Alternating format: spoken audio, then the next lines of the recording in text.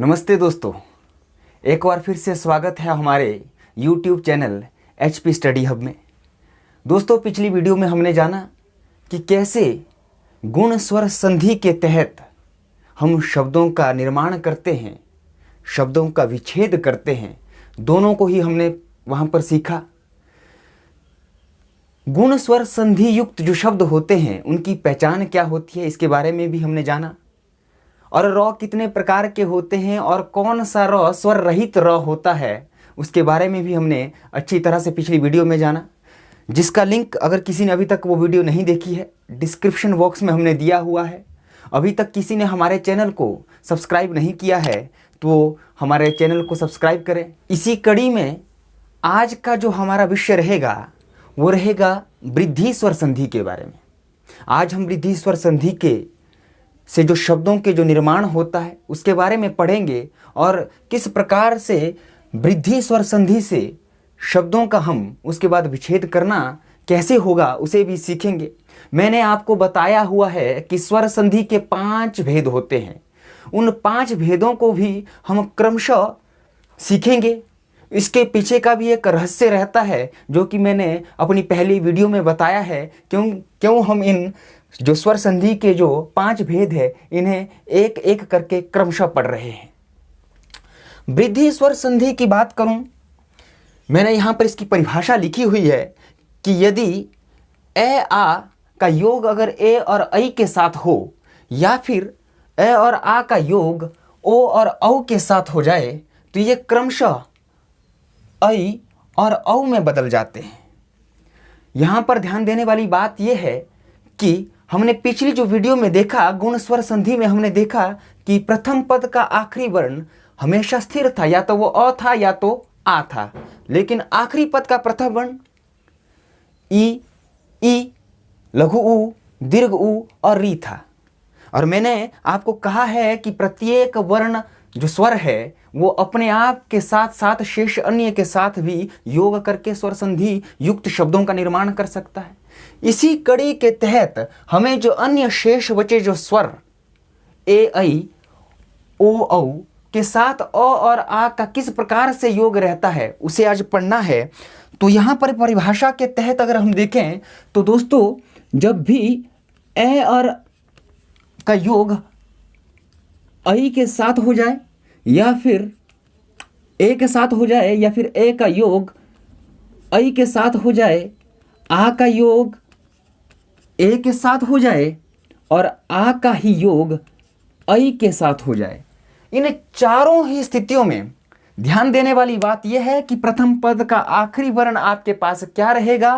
प्रथम पद का आखिरी वर्ण हमेशा, मैं बात कर रहा हूं गुण स्वर संधि की भी और आज की जो संधि है वृद्धि स्वर संधि, इन दोनों संधियों में प्रथम पद का आखिरी वर्ण हमेशा ए और आ रहेगा। ठीक है। और आज वृद्धि स्वर संधि की जो पहली बात कर रहा हूं मैं, अगर अ और ए का योग हो जाए, ए और ऐ का योग हो जाए या फिर आ का ए के साथ या फिर आ का ऐ के साथ, ये हमेशा ऐ का रूप धारण करेंगे। तो सर इसे हमने वृद्धि स्वर संधि का नाम क्यों दिया? तो मैं आपको बता दूं कि गुण स्वर संधि में जब हम अ का योग ई के साथ कर रहे थे तो हमारे पास ए बन रहा था, लेकिन अब यहां पर जब हम अ का योग ए के साथ कर रहा हूं तो वो ऐ बन रहा है। अर्थात ए की मात्रा आपको पता है मित्रों, ए की मात्रा रहती है ये, लेकिन ऐ की मात्रा की बात करूं, ऐ की मात्रा रहती है ये। अर्थात एक मात्रा की वृद्धि हुई है। चूंकि एक मात्रा की वृद्धि हुई है इसी के चलते हमने इस संधि को नाम दिया वृद्धि स्वर संधि का। एक उदाहरण लेते हैं इसका। उदाहरण ये रहता है,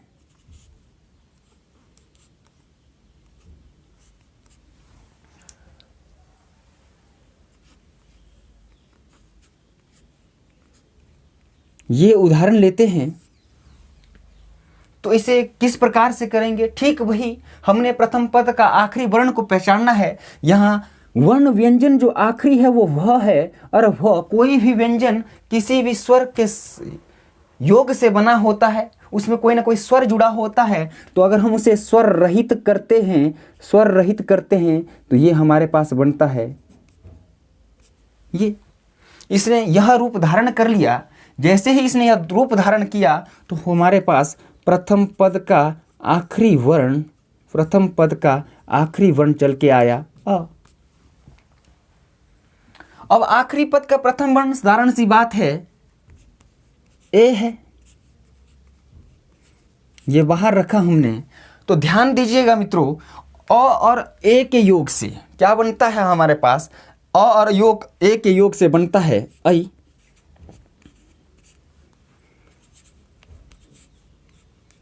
ये यहां पर बाहर निकला। यही काम पीछे की हर एक संधि में हम कर रहे हैं, आज की संधि में भी यही काम हमारे पास है। अब ये ऐ जो है, ऐ की क्या मात्रा रहती है, ऐ की मात्रा रहती है ये यहां पर जो व है स्वर रहित व्यंजन है और उसके ठीक बाद कोई स्वर लगा हुआ है, तो वो स्वर उसे क्या दे जाता है, अपना स्वर दे जाता है और साथ में मात्रा के रूप में ये स्वर रहित व्यंजन उसे रख लेता है और खुद ये स्वर युक्त व्यंजन बन जाता है। तो व के ऊपर ऐ की मात्रा जैसे ही आ जाएगी तो ये हमारे पास शुभैषी हो जाएगा, शुभ की कामना करने वाला शुभैषी। ठीक इसी प्रकार से अन्य एक उदाहरण लेते हैं।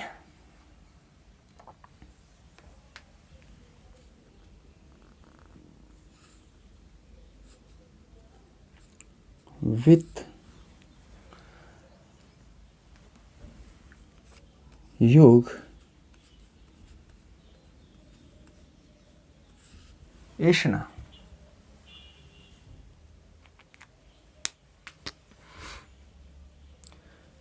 इसमें भी हमारे पास रहेगा प्रथम पद का आखिरी वर्ण जो रहेगा, इसे अलग कर दो, स्वर रहित कर दो, एक ही तो काम बार बार हम कर रहे हैं। ये बना हमारे पास,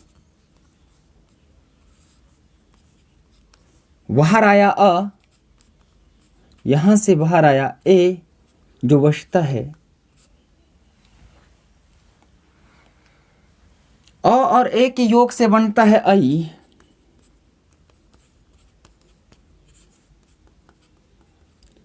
स्वर रहित व्यंजन है, ऐ की मात्रा इसके साथ लगेगी और कुल मिलाकर के ये बन रहा है वित्तैषणा, धन की ऐषणा, वित्तेषणा। यहां तक तो चीजें क्लियर हो गई। अब हो सकता है कि आपके पास योग इन दो का हो जाए, तो आप कैसे करेंगे? योग आपके पास ये भी तो आ सकता है कि अ का योग हो जाए ओ के साथ, अ का योग हो जाए औ के साथ, आ का योग हो जाए ओ के साथ, आ का योग हो जाए औ के साथ। ये चारों के चारों प्रकार भी जब इस प्रकार से योग होगा, ये भी एक ही विकार को पैदा करेंगे, एक ही विकार को उत्पन्न करेंगे औ। और मित्रों औ की मात्रा होती है ये।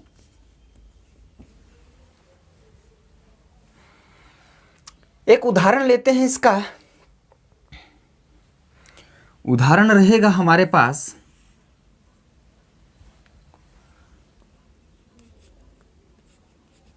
महा योग औदार्य।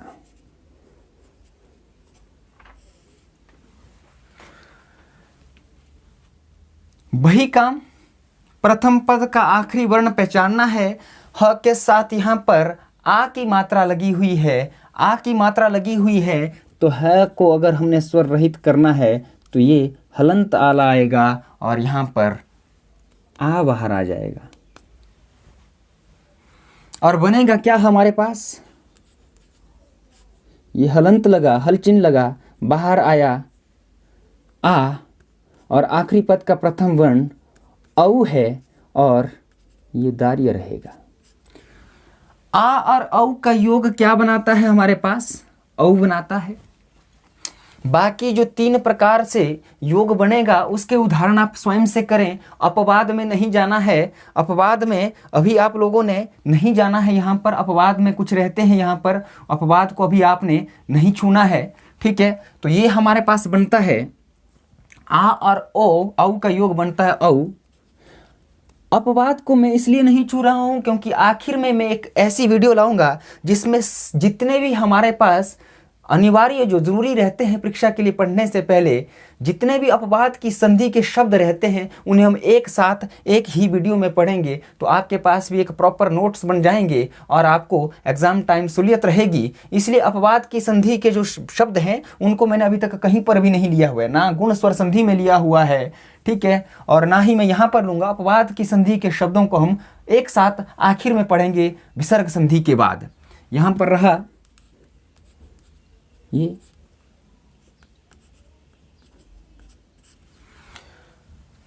ये स्वर रहित व्यंजन है, वही काम, सब खत्म। ये स्वर देगा, मात्रा देगा,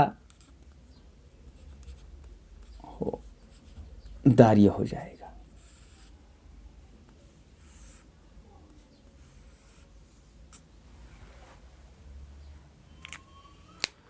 यही काम हमने पूरा इस संधि के अंदर करना है, वृद्धि स्वर संधि के अंदर करना है। अब रहती है पहचान की बात कर रहा हूं मैं कि सर अगर हमें तोड़ने की बात आएगी, हम तोड़ेंगे कैसे, इस शब्द को तोड़ेंगे कैसे? तो कुछ नहीं करना है। पहचान के तौर पर मैंने लिखा हुआ है कि वृद्धि संधि युक्त शब्दों में अधिकांशतः शब्द की तरफ ध्यान देना। अपवाद रहते हैं, इसीलिए अपवाद की संधि के शब्दों को मैंने नहीं लिया हुआ है। वृद्धि संधि युक्त शब्दों में इसलिए यहां पर शब्द प्रयोग हुआ है अधिकांशतः।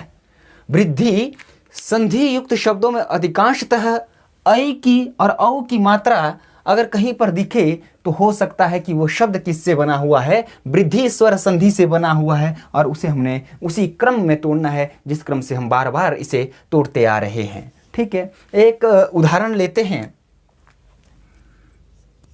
हमें दिया हुआ है शब्द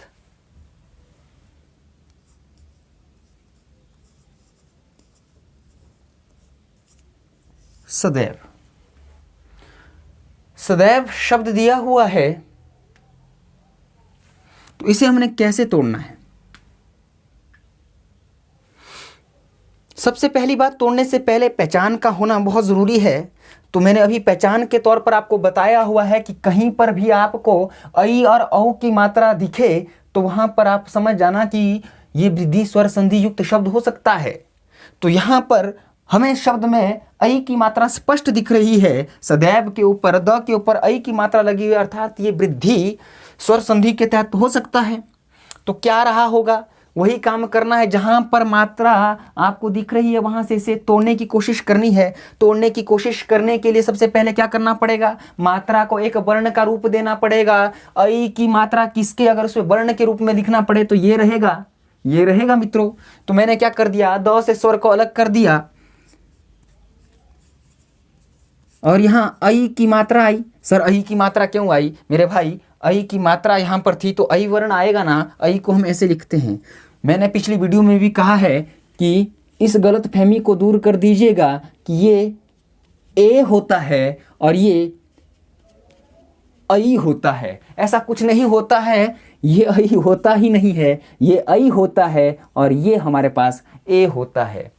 ठीक है, ये ऐ वाला वर्ण हमने यहां पर लिखा, जो बचता है उसे साइड में लिख लो। अब प्रश्न आता है आपके पास कि ये ऐ आपके पास 4 तरीकों से बन सकता है। यहां पर आपका शुद्ध वर्तनी के आधार पर कितना ज्ञान है और आपका शब्दकोश कितना है, व्यवहार में आपने अधिकांश तक कितने शब्द लाए हैं, वो आपके यहां पर काम आएंगे। अब हो सकता है अ योग ए भी बना हो, अ योग ऐ बना हो, आ योग ए बना हो, आ योग ऐ बना हो। इसे आपको पहचानना है। अगर अ योग ए बनता है, मैंने कहा है कि प्रथम वाला प्रथम के साथ जुड़ेगा, आखिरी वाला आखिरी के साथ जुड़ेगा, तो ये बनेगा सद योग सद, क्योंकि अ उदासीन स्वर है, ये इसके साथ जुड़ेगा तो ये सद देगा, सिर्फ अपनी मात्रा इसकी होती नहीं, सिर्फ स्वर देगा तो सद बनेगा। सद तो हमारे पास शब्द नहीं है। हाँ, तो दो ये तो हमारे पास कैंसिल हो गए। बचता क्या है? आ और ए, आ और ए और आ योग ऐ। आ योग ऐ से बनेगा अएव, लेकिन इससे बनेगा एव। इसे अगर मैं ऐसे तोड़ दूं,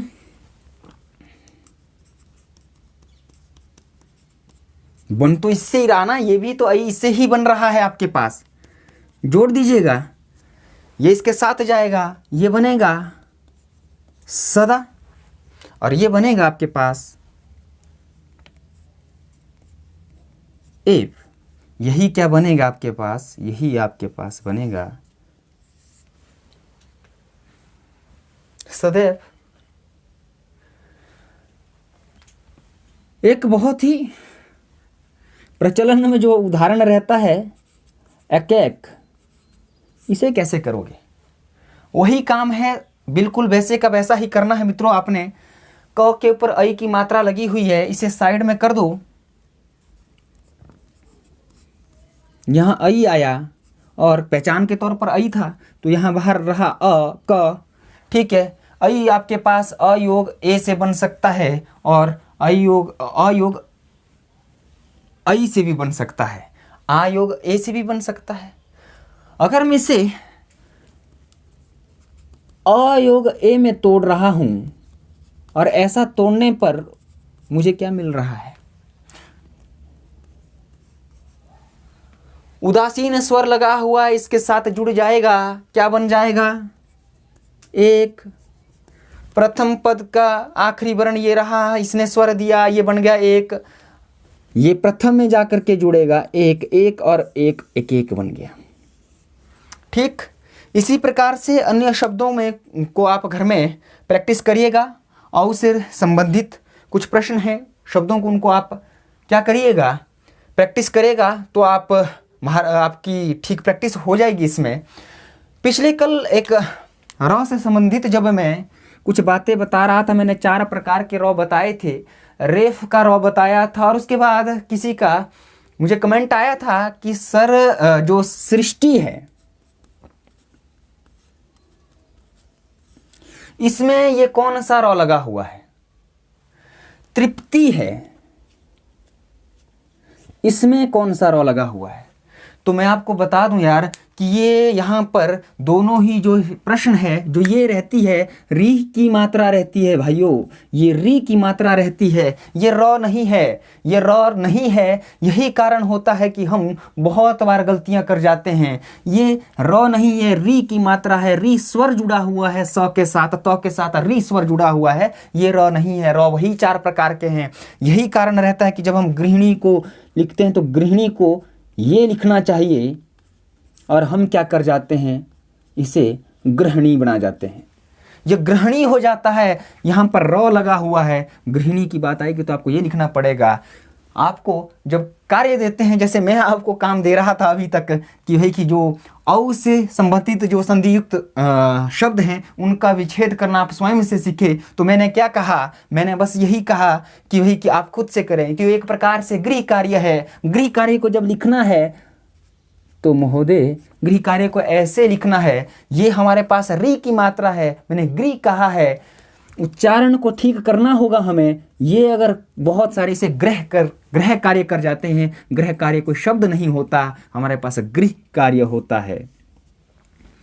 तो रेफ का जो रॉ रहता है, मैंने कहा है कि शिरोरेखा, यहाँ पर मैं उसके बारे में थोड़ा सा बता दूं। कुछ कह रहे थे कि खड़ी पाई क्या होती है। खड़ी पाई के शब्द होते हैं हमारे पास। देखिए, किसी वर्ण के आखिर में ये रहे चिन्ह तो इसे खड़ी पाई कहते हैं, और शब्दों के ऊपर जो समाप्त होने के बाद शब्द को जब पूरा लिखते हैं, हम उसके ऊपर से जो हम रेखा खींचते हैं उसे शिरोरेखा कहते हैं, शिरोरेखा कहते हैं, और इसे खड़ी पाई। और मैंने कहा था कि शिरोरेखा से ऊपर जितने भी रॉ होते हैं, एक ही तो रॉ होता है यार, शिरोरेखा से ऊपर एक ही रॉ होता है, सिर्फ वही स्वर रहित रॉ होता है। बाकी जितने भी शिरोरेखा से नीचे वाले रॉ वो पूरे के पूरे होते हैं, उनमें स्वर लगा होता है। इस बात का ध्यान रखना है आपने, ठीक है। और अनुस्वार के तहत यहाँ पर मैंने कहा था कि अनुस्वार इधर लगता है आपके पास। सर, अनुस्वार के बारे में एक बात और बता दूं, सिर्फ और सिर्फ स्वरों के साथ लगते हैं, व्यंजन के साथ कभी भी नहीं लगते। इसके बारे में भी आप अपनी गलतफहमी दूर करें। वर्ण विचार को मैं ये मानता हूं कि अपने वर्ण विचार से संबंधित जो आपके पास नोट्स अगर होंगे, आपके पास अगर आपने पढ़ा होगा, वर्ण विचार को आपको ध्यान से पढ़ना पड़ेगा। संधि में अगर किसी को लग रहा है कि मैं ज़्यादा समय ले रहा हूं, तो मेरे भाइयों अगर आप ध्यान दें तो यहीं पर हमारा वर्तनी के आधार पर भी शुद्ध जो शब्द होता है उसका चयन करना, शुद्ध शब्द कैसे बनता है उसके बारे में भी हम प्रैक्टिस कर रहे हैं, यहीं पर सीख रहे हैं, उसे भी शब्दकोश को बढ़ा रहे हैं। तो स्वाभाविक है संधि में थोड़ा देर तो लगेगी ही।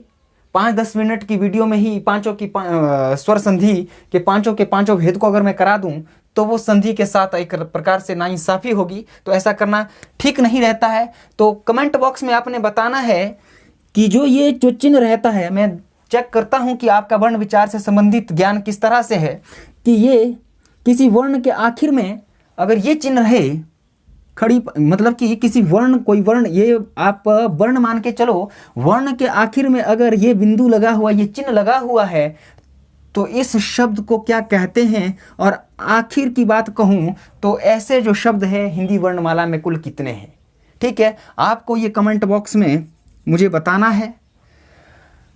तो आज की वीडियो को यहीं पर रोक लेते हैं। वृद्धि स्वर संधि को हमने आज पूरा पढ़ लिया है। तो मेरा आपसे फिर से एक बार आग्रह रहेगा कि आप अपने घरों में ही रहिए, अपनों के बीच में रहिए, अपना ख्याल रखिए।